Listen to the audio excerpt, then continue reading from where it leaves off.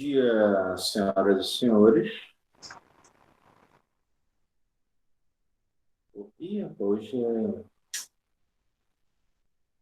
Peraí, rapidinho, Eu fiz um negócio aqui errado. Um, dois, dois, dois.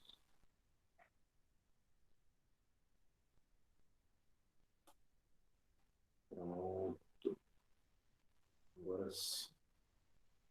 Salvou, abriu. História, oitavo ano.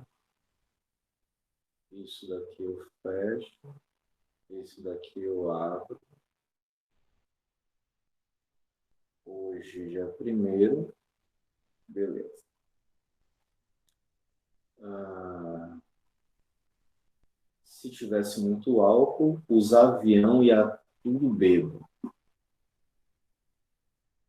Como tá, Vitor? Eu tô bem, muito obrigado. Tô aqui, tranquilo, de boas. Arthur está ausente, Calma presente, Daniel ausente, Evelyn ausente, José ausente, Júlia presente, Luiz Carlos presente, Luiz Gustavo presente e os dois Otávio ausentes.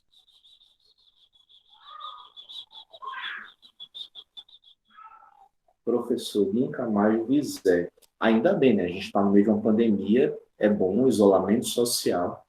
É porque Zé está fazendo tanto isolamento social que ele está se isolando até para não aparecer assim nas aulas.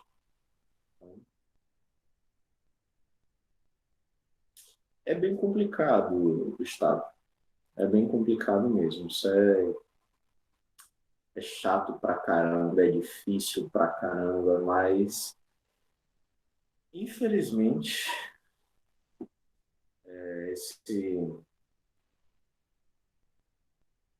nesse momento a gente ainda precisa disso, né?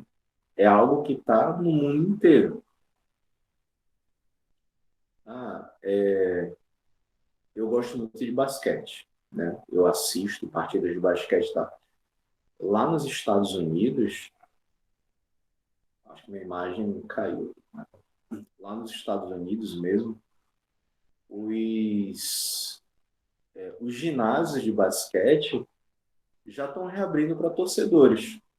A torcida já está voltando a comparecer, já tem ginásios cheios, 20, 30 mil espectadores. Por quê? Porque eles vacinaram parte considerável da população. Eles compraram vacina, né? Ao contrário de um certo país, aí que eu não vou dizer qual é, com um certo genocida aí que está na presidência, né? Que eu não vou dizer quem é, um miliciano aí, que eu não vou dizer quem é. Bolsonaro, né? Então, senão a gente podia ter boa parte da população já vacinada. Mas, infelizmente, não é o caso. É verdade, Gustavo. Ele pode estar observando, grampeando aqui e tal, para chegar e dizer assim, doutrinação ideológica, tá ok? Não pode. Júlia, Vitor, me dá aula de basquete. Bora, partiu. Eu joguei basquete durante muito tempo. Joguei bastante campeonato na Bahia. Eu participei de alguns torneios e tudo, pelo Nordeste também. Jogou futebol. Eu não sou muito bom em futebol, não. Dá pra jogar basquete. Que massa, velho. Basquete é bom demais, pô. Basquete, eu sou suspeito para falar, porque sou completamente apaixonado por basquete. Desde minha infância, eu comecei a jogar com 12, 13 anos de idade. Então, Vou, handball também é bom. Handball. Handball joguei de vez em quando, jogava de vez em quando, mas era mais nas aulas de educação física. Mas eu gostava de pegar no gol.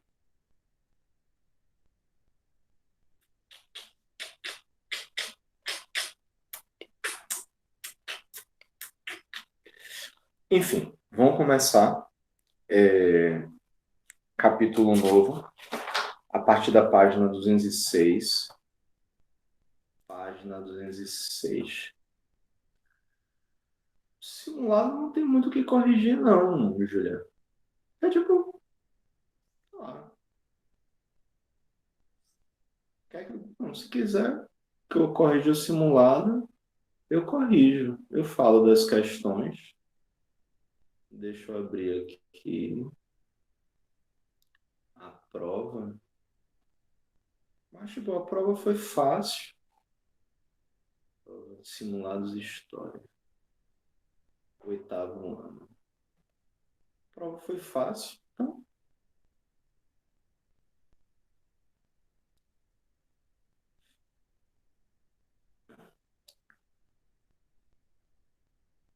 viu o cara que morreu, mas antes disso ele já tinha tomado a primeira e a segunda vacina. Gustavo, é o seguinte. Júlia, posso inaugurar meu caderno novo? Pode. Tranquilo.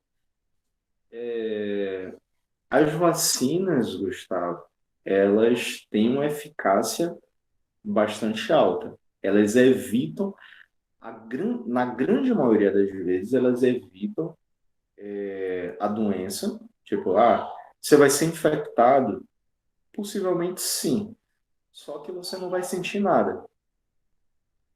Então, ou caso sinta, são sintomas mais leves. Poucos vão ser os casos que vão para hospitalização, poucos vão ser os casos que levaram à morte. Mas isso pode acontecer. Nenhuma vacina, nenhum remédio é 100% eficaz. Nenhum remédio. É tipo, um remédio para dor de cabeça. Você está com dor de cabeça aí, tá, você tomou um remédio. Beleza. De imediato sua dor de cabeça passa, talvez naquele momento dê uma amenizada, mas a dor de cabeça pode ser que volte quando o efeito do remédio passar. Então, isso pode acontecer também em relação às vacinas. Você tomar, mas a carga viral que você recebe é tão alta que seu sistema imunológico, isso também varia de pessoa para pessoa, pode não conseguir trabalhar de forma suficiente para poder combater aquela doença.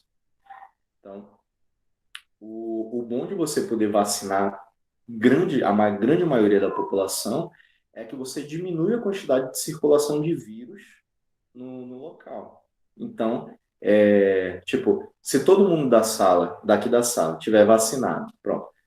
Luiz Carlos se vacinou, eu me vacinei, Júlia, Cauã, pronto, estamos vacinados. E você não se vacinou, Gustavo não se vacinou. A gente, se um de nós pegar o vírus, eu e tiver na sala assim e acabar expelindo esse vírus, a quantidade vai ser bem menor que vai chegar em você que não se vacinou.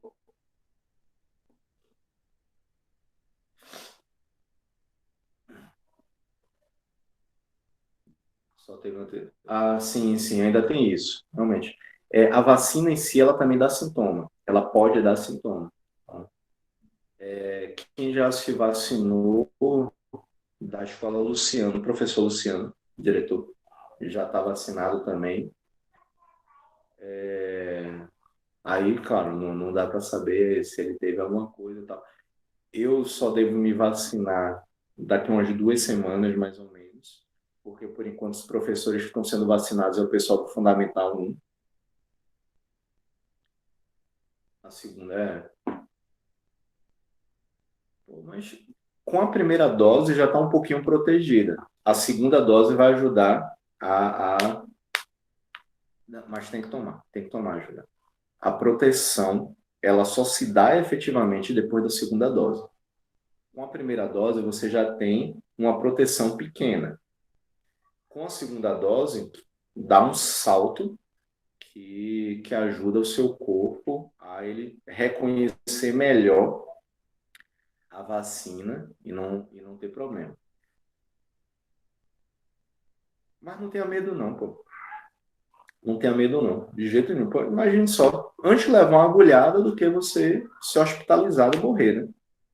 Correr o risco de ficar doente por conta do vírus e ter, infelizmente, vir a ter, mesmo que não seja falecer, mas acabar sendo hospitalizada, ter sintomas mais pesados.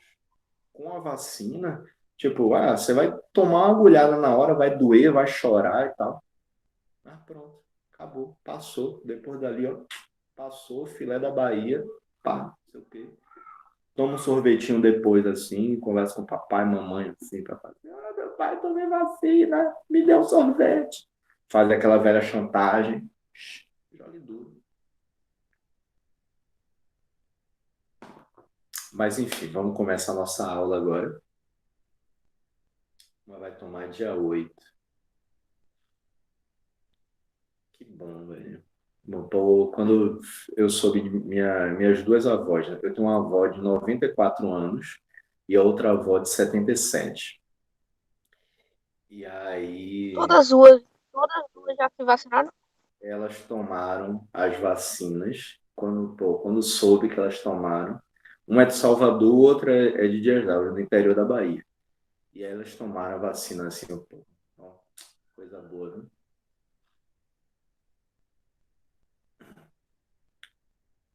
Você é da Bahia, sou. Sim, Júlia, então vamos lá. A primeira questão. O principal país que pressionou o Brasil para o fim do tráfico atlântico de escravos sob a ameaça de sanções comerciais entre os dois países. Qual foi o principal país que pressionou o Brasil para o fim do tráfico atlântico de escravos sob a ameaça de sanções comerciais entre os dois países? Inglaterra. Justamente. Então, a primeira questão, a resposta é a letra D. Inglaterra. Eu tinha colocado Portugal, Espanha, Estados Unidos, Inglaterra ou China. A resposta é a letra D, de dado, Inglaterra. Segunda questão. Lei promulgada no Brasil em 1850, com a finalidade de apreensão de navios negreiros e de africanos recém-chegados aos portos do país, tendo a emancipação dos negros africanos escravizados como resultado de suas ações.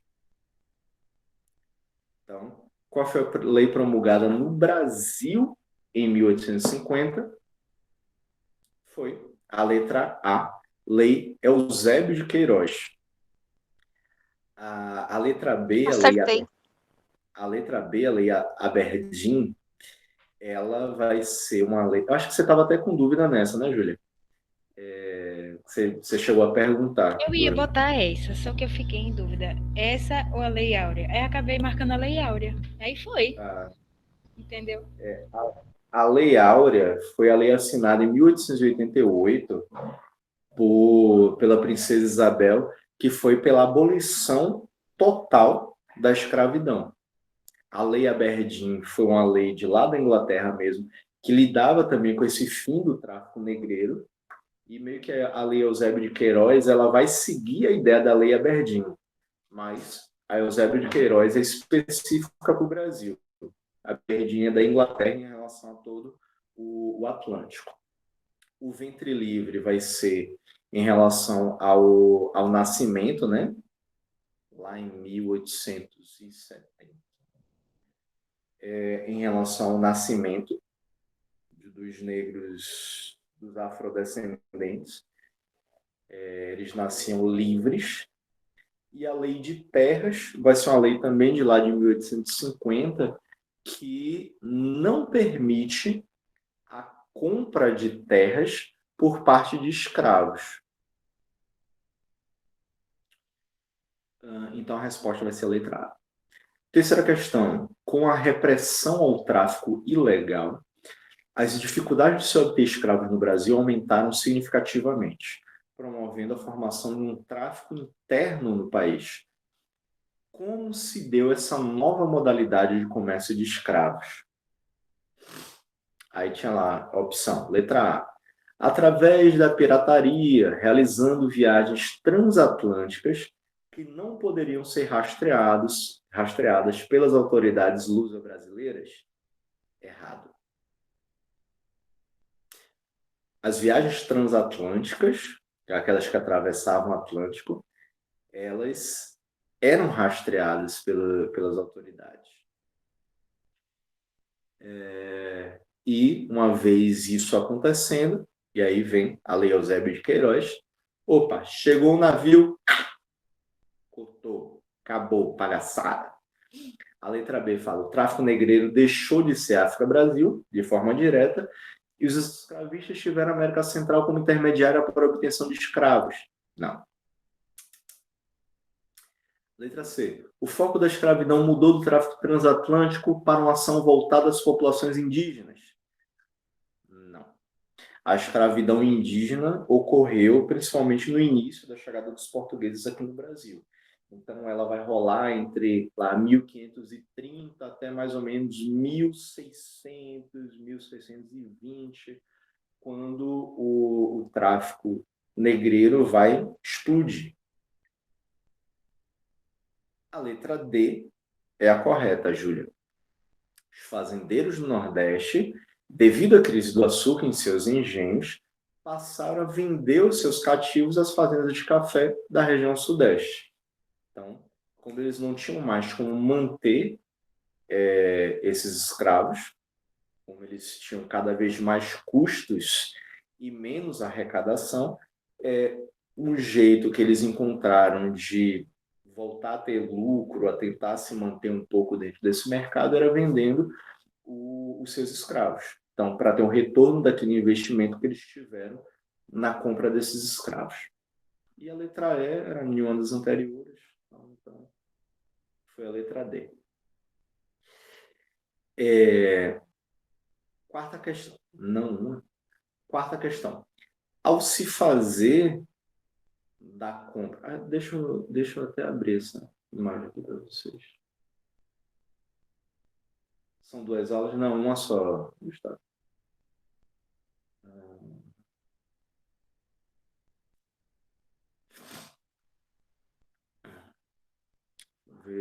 Vai abrir aí para vocês. Pronto. Aqui. Quarta questão. Ao se fazer da compra a única forma de aquisição de uma propriedade, o governo tornava praticamente inviável o acesso do pobre à terra através de qual lei? Lei Saraiva, Lei das Terras, leis draconianas, lei da propriedade ou leis salesianas.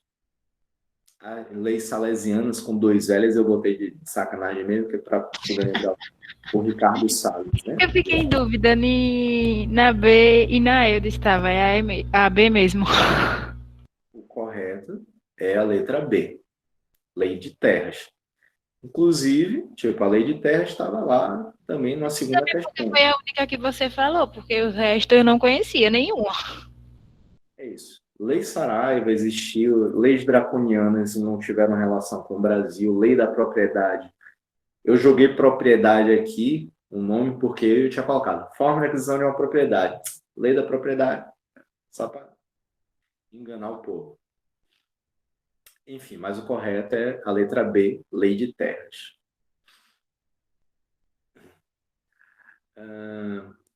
Por qual nome ficou conhecido o regime em que viagem dos imigrantes da Europa para o Brasil era paga pelos fazendeiros?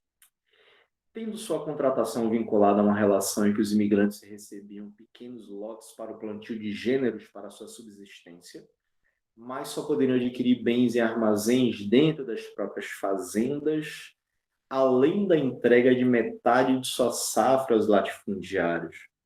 Aí foi a ideia da imigração, em que os brancos europeus, os pobres europeus brancos, eles vinham ao Brasil. Então, Júlia, você errou. Sinto muito. Eu tinha marcado a B. Depois eu botei a C. Não. O correto é a letra A. Foi o regime de parceria.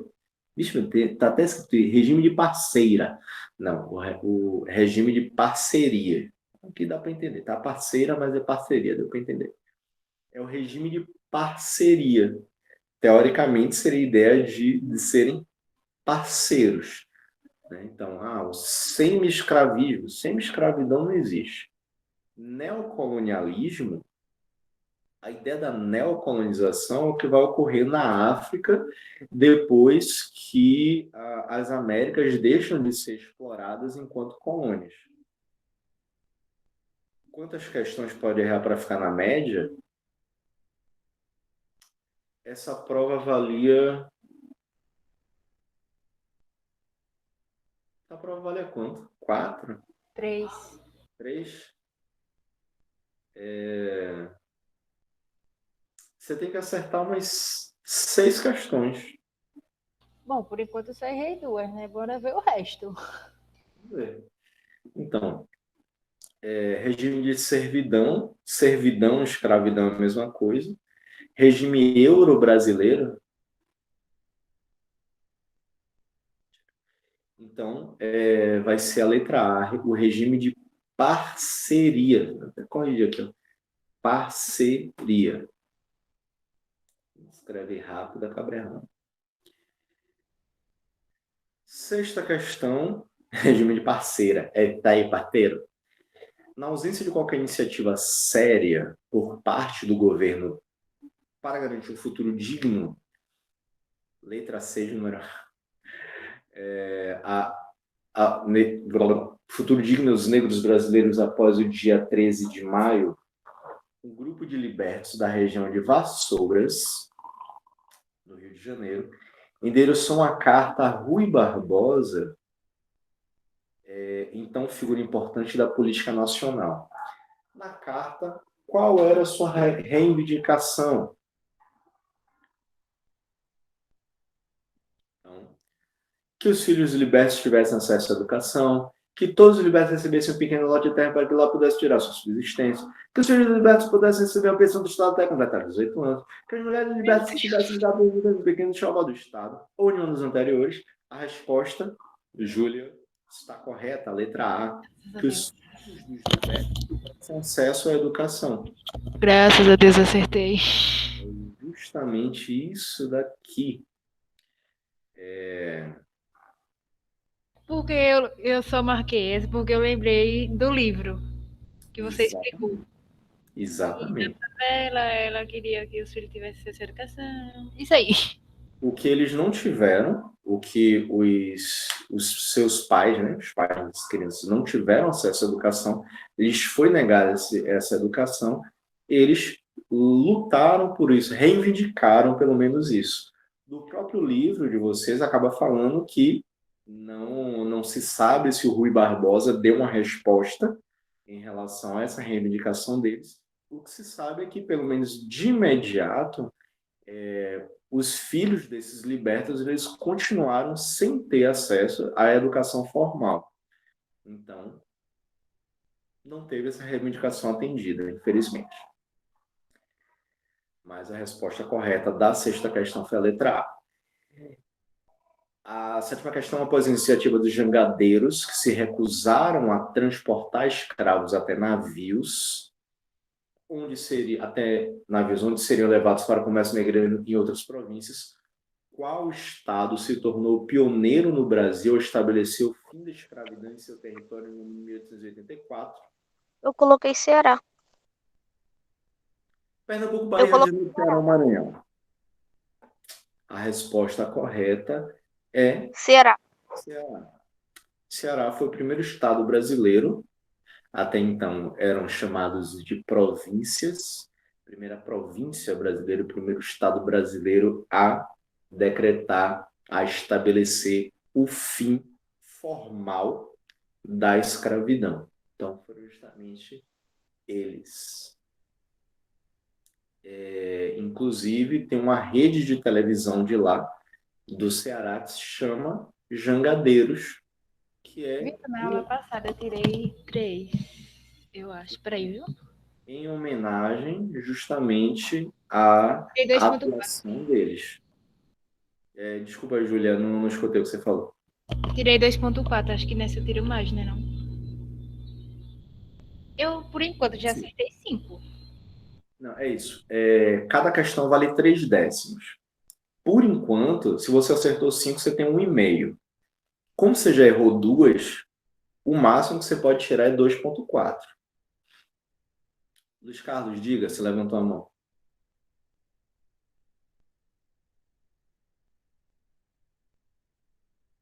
Não, levantou sem querer. Ok. Oitava questão, que foi a lei dos sexagenários. O que foi a lei dos sexagenários? Letra A. Lei que estabelecia a liberdade de mulheres que haviam alcançado a menopausa. Não, Lei que estabelecia liberdade a todos os escravos que aceitassem passar por cirurgias que impedissem a reprodução, a não, vasectomia dos homens e a laqueadura das trompas das mulheres. não. Lei que estabelecia liberdade para os escravos que completassem 60 anos de idade, sendo que eles precisavam trabalhar mais 3 anos para seus senhores. Sim, Exatamente. Lei que estabelecia liberdade para os escravos domésticos, ou lei que estabelecia liberdade para os escravos que completassem 60 anos e trabalhavam exclusivamente no campo. Então, essa letra E aqui parece era. essa daí. A letra E foi para confundir vocês mesmo. Por quê? Era com 30 anos. Não. Por quê? Se acertar 8 questões, Júlia, você tira 2,4. 8 vezes 3 dá 24. Então, 2,4. Mas aqui, Luiz Carlos, por que é que eu coloquei isso? Porque, assim, os escravos, eles não trabalhavam somente no campo. Eles poderiam trabalhar muito bem dentro das casas. Então, se ele completasse 60 anos, independente de trabalhar no campo ou trabalhar nas casas, trabalhar nas cidades, trabalhar na parte do meio ambiente urbano, completou 60 anos, a lei do sexagenário já vai valer para eles. Mas aí, claro, vai precisar ainda trabalhar mais 3 anos. Independente se tiverem trabalhado exclusivamente no campo ou se tiverem trabalhado em outras atividades. Não importa. Então, o que vai excluir essa letra E vai ser justamente isso. Eles não precisavam trabalhar exclusivamente no campo. Poderiam trabalhar em vários outros locais. Então, o correto é a letra C. Vocês marcaram a letra C, vocês acertaram. Letra 9. Qual a função dos caifases? Ajudar os senhores de engenho a recapturarem os negros africanos escravizados que fugiam das fazendas? Organizar Não, a fugas de escravos auxiliando o seu encaminhamento aos quilombos, além de estimular revoltas? sim, Negociar nos portos africanos o comércio negreiro? Administrar o dinheiro que seria destinado às não, indenizações de origem de seus escravos libertos? Ou fiscalizar os navios que chegavam aos não, portos brasileiros no combate ao tráfico negreiro? Quem não. marcou o número B acertou. Então, a letra 9, Ok. o correto é o número B. Ah, a Organizar, letra 9 é número D, não é isso? organizar e acobertar fugas de escravos, auxiliando seu encaminhamento aos quilombos, além de estimular revoltas. Então, os caifases era aquele grupo de pessoas negras de... Não, é número B. B de bola, viu, Júlia? Não é D, não. Aqui. B de bola, isso. Pronto. Mas você acertou, né?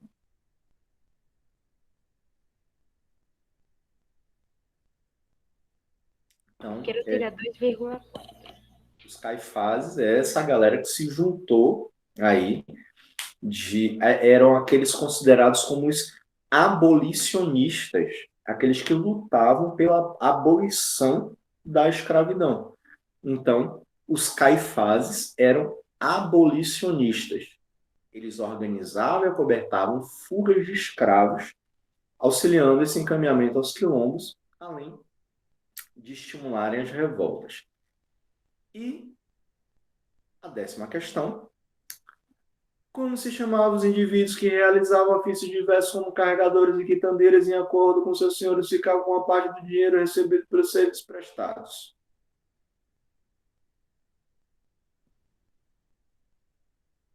Mordomos, capitães do mato, escravos de ganho domésticos ou mansos? É escravo de ganho? Será? Número 10. Gustavo marcou o quê?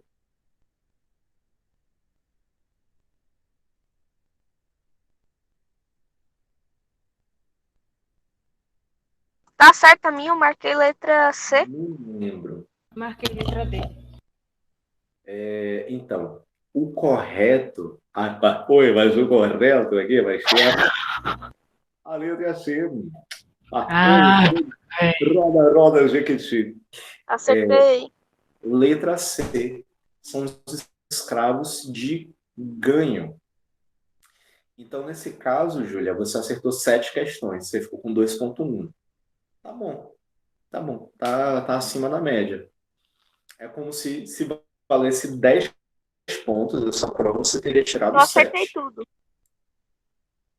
Então, você acertou tudo. 3. Mas aí tem como é?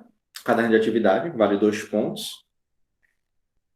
E tem a prova, que vale 5. Então, Ô, professor, acertando o caderno de atividade todo, já garante 4,1. E acertando a prova toda professor, aí, 9,1 até. ô, Oi. professor, se Diga, eu, meu filho. assim,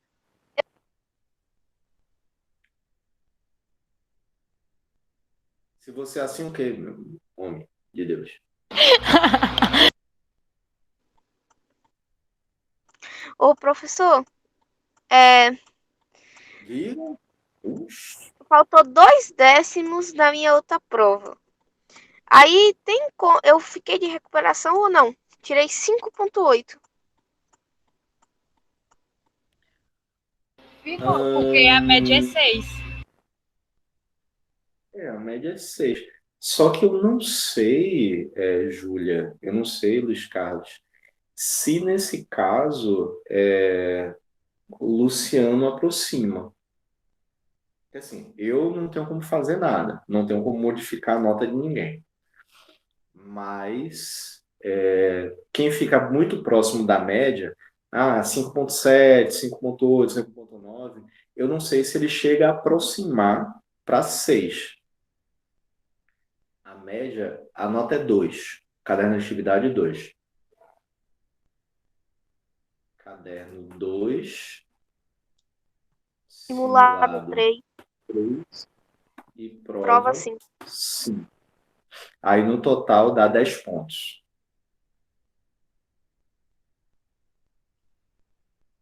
Esse ano não tem aquela notinha por comportamento, né? Não tem aquela nota por comportamento, presença em aula, participação e tal, que vale 1 ponto. Presença em aula não tem. Não.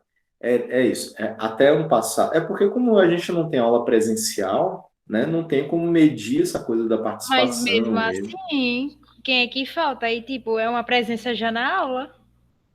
Uma pessoa que falta já não leva esse Sim, ponto, entendeu? mas é porque essa forma de avaliação é meio complicada, né? Porque uma pessoa que não está presente na sala, não entendeu nada. Uma pessoa que não está presente na sala, pode ser por diversos problemas. Tipo, porque a conexão da internet não está boa, porque não tem um celular ou não tem um computador que consiga conectar a internet. Então a gente não pode chegar e avaliar alguém por causa disso. Tipo, pô, beleza, você consegue ter acesso a ter seu computador, seu celular aí tranquilo. Luiz Carlos também. Mas de repente, não sei, porque José está faltando, por exemplo. Dá um exemplo. José está faltando. Por quê? De repente, ele não tem acesso à internet. Ele está sem acesso à internet, só tem o 4G e tá sem dinheiro para poder pagar a internet. Aí, pô, eu vou Mas não avaliar tem isso não, ele, tô no 4G também agora. eu vou tirar. Não, mas aí, Luiz Carlos, o que eu estou dizendo é o seguinte: você tem essa condição, você, mas pode ser que outra pessoa não tenha. Tipo, eu tenho um 4G no meu celular, mas eu não posso dar aula usando o 4G, porque senão eu vou gastar todo o meu 4G só dando aula hoje e eu não vou poder dar aula o restante da semana, o restante do mês, porque eu não tenho dinheiro para comprar toda hora Mas é pacote só de fazer dados. um plano. R$ 15 por 15 dias. Tá. E, tipo, você tem dinheiro para isso, mas você acha que todo mundo vai ter? Não. Você não pode chegar e pegar a sua realidade e querer comparar com a realidade de outras pessoas. Então, essa é a sua realidade. Você tem condição. Seus pais, pô, beleza, bacana, ótimo. Mas isso é um privilégio da sua parte. Pode ser que outras pessoas não tenham. Então, eu não posso fazer um julgamento em cima disso. Eu não posso fazer uma avaliação a partir da participação das pessoas, sabendo que alguém tem mais oportunidades que outra pessoa. Nesse caso, a melhor forma de avaliação vai ser. Agora entendeu? Não, tranquilo, Júlia. Explicando mais para Luiz Carlos em relação a isso. Eu entendi agora. A melhor forma de avaliação, realmente, nesse caso, é através do que tem lá a prova no dia específico para as pessoas chegarem e fazer a partir daquilo que eles podem estudar pelo livro, uma pesquisa de internet e tal, qualquer coisa assim. Que aí tem uma facilidade um pouco maior para poder ter isso, entendeu? Enfim, essa aula vai até 9h30, né? A gente É, tem 10 minutos. Eu vou só fazer a introdução dessa aula. Não se sabe. Eu vou fazer só a introdução dessa aula, então, da parte de monarquia em xeque, até porque é o seguinte, a gente, para a prova, a gente tem poucas aulas, tá? A gente tem essa semana e a próxima, e depois já é a prova. Do dia 14 ao dia 18 já é prova. Então, nosso tempo é meio corrido. E para completar, quinta-feira a gente não tem aula porque vai ser feriado. Tá? Quinta-feira, dia 3 é feriado. Então, não tem aula. Tá? Vou botar aqui, ó. deveria ser Quinta-feira, sexto feriado. 3 não haverá aula, pois será feriado. Feriado. Deveria o feriado ser sexta. Graças a Deus não é sexta. Por que é que eu estou falando isso, Júlia? Porque geralmente, quando um feriado é na quinta, a sexta-feira é enforcada. Só que sexta-feira a gente vai ter aula. Tá? Então, quinta não teremos aula, inclusive seriam 2 aulas minhas com vocês, mas quinta a gente não vai ter aula, mas na sexta volta a ter aula normalmente. Tá? Então, para vocês não esquecerem, coisa e tal. Então, só para manter esse recadinho. Alguma atividade do livro? Não, hoje não. Hoje Não, não, porque eu vou começar aqui. Talvez para o final de semana eu passe, ou então para quinta-feira, No Amanhã final de semana, logo no final de semana. Não acredito. você vai fazer o quê? A gente tá numa pandemia, você não pode sair, pô. Fica em casa fazendo dever.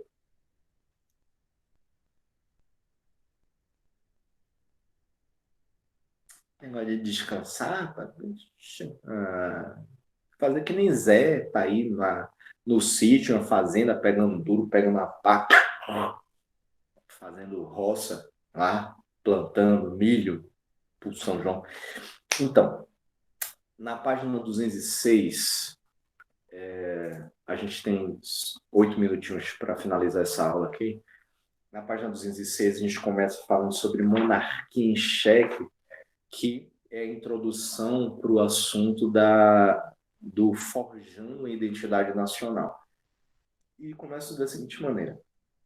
A segunda metade do século XIX foi um período de acentuadas transformações no cenário cultural, político, econômico e social do Brasil. Então, a partir da segunda metade do século XIX, que é o quê? Ali nos anos a partir de 1850, mais ou menos, a gente vai ter diversas transformações no país. Vai ser justamente dentro desse período, da segunda metade do século XIX, que a gente vai ter a abolição da escravidão. Mas, você lembra, a Lei Eusébio de Queiroz, quando é que foi assinada? 1850. Então, o processo de abolição vai ganhar muito corpo durante esse período de 1850 até 1900, até 1888. Então, diversas transformações dentro desse cenário acabam ocorrendo de uma forma muito contundente, muito forte. As transformações culturais e econômicas também vão ganhar corpo, mas aí já a partir do início do século XIX, com a chegada da família real portuguesa aqui em 1808, que eles começam lá no Rio de Janeiro, tanto que vai ter a transferência da capital de Salvador para o Rio de Janeiro durante esse período, e pela própria presença da coroa portuguesa no Rio de Janeiro, a vida cultural começa a crescer ali, porque eles começam a construir uma ideia de império no Brasil, específico do Brasil, com foco, claro, nessas questões culturais, sociais e econômicas no Rio de Janeiro. Então, começa a crescer bastante ali, mas, novamente, ganha bastante corpo a partir de 1850. Então, muito embora a escravidão e a monarquia, elementos centrais na história brasileira, tenham se estendido até fins da década de 1880, o país que emergiu com o fim do tráfico atlântico de escravizados em 1850 e a vitória na guerra contra o Paraguai, a Guerra do Paraguai, lá que a gente também já mexeu bastante com isso, em 1870, já apontava para novos rumos. Então, o fim do tráfico atlântico, com a Lei Eusébio de Queiroz, em 1850, e a vitória brasileira, a vitória dessa tríplice aliança na Guerra Platina, né, no Rio da Prata, ali na guerra contra o Paraguai, em 1870, já apontava que o Brasil caminhava para novos rumos, um novo contexto político, um novo contexto social ali. Então, nesse contexto, desenvolveu-se uma gradativa e irreversível crise do regime monárquico. A monarquia começa a entrar em decadência, culminando no desgaste da figura do imperador Dom Pedro II, que no fim do reinado passou a ser alvo de críticas, até mesmo de antigos apoiadores. Contudo, o Império foi responsável pelo primeiro projeto de construção de uma identidade nacional, deixando como herança a imagem de um passado glorioso para o Brasil, repleto de símbolos que encarnavam a nação. O Império ele vai começar a construir uma ideia de identidade nacional, uma ideia de nacionalismo, a partir de diversos acontecimentos com a presença dele. Alguns deram certo, sim, mas a maioria deu errado. Deu merda, deu besteira, deu coisa. É tipo o povo de hoje em dia saudoso da ditadura militar, né? Por quê? Tem que ver isso daí, tá ok? Porque na ditadura militar foi tudo mil maravilhas. Porque não teve corrupção. Mentira. Mentira. Mentiroso, genocida, psicopata, idiota. Durante o período da ditadura militar teve muita corrupção, inclusive. Só que os militares dominavam os meios de comunicação, dominavam os meios de investigar a corrupção da época. Ou seja, eles não investigavam. É tipo o que acontece hoje em dia, né? Opa, tem corrupção no governo. Ah, não, não vai investigar, não. Meus filhos, aí, não sei o quê. Não, se eu puder interferir na Polícia Federal, eu vou interferir. Foi uma fala de um presidente para salvar os filhos. Mas, enfim, foi meio que aconteceu também durante esse período do Império. Então, tipo, acontecia corrupção durante o Império? Acontecia. Acontecia muito assassinato, muito roubo? Acontecia. Só que aí o que é que a monarquia fazia? Botava tudo por debaixo dos panos para que a grande população não visse aquilo. E aí eles davam um jeitinho assim de só querer mostrar aquilo que os beneficiasse. Com essa ideia da monarquia criar uma identidade nacional, tentava disfarçar os seus podres para colocar à mostra somente aquilo que de positivo acontecia. Foi o caso, por exemplo, que a gente vai tratar como o indianismo. A gente vai falar durante as próximas aulas sobre o indianismo, que é a criação de um herói nacional baseado na figura do índio. Sendo que, graças aos portugueses, a grande maioria da população indígena brasileira foi morta. Mesmo assim, a monarquia quis criar a ideia de que o índio era respeitado, que o indígena era respeitado, que o indígena era muito bem-vindo, muito bem visto na sociedade brasileira. Ah, que fofo! Mentira. Os portugueses dizimaram grande parte da população indígena.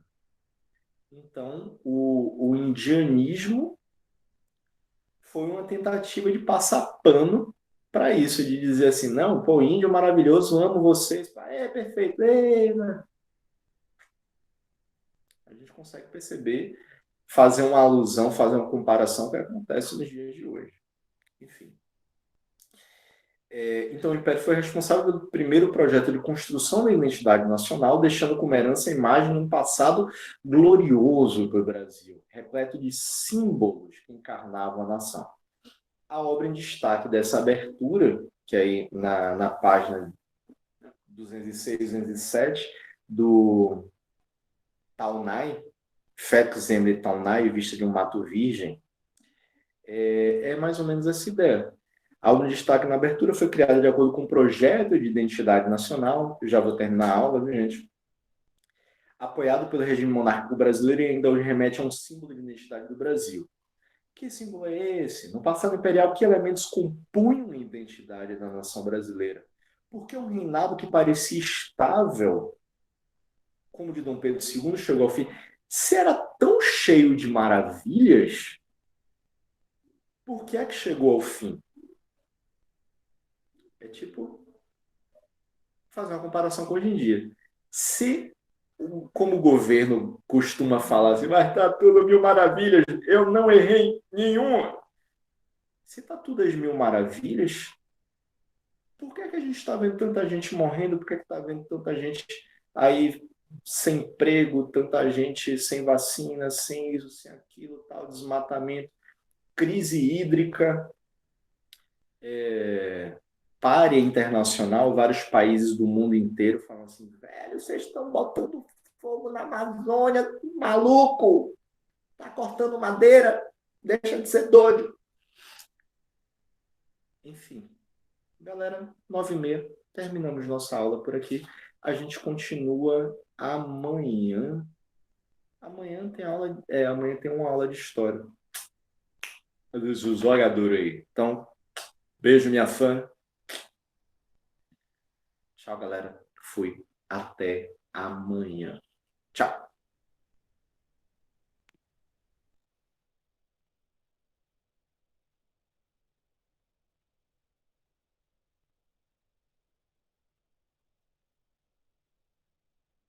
Tchau. Agora que aula? Agora é português.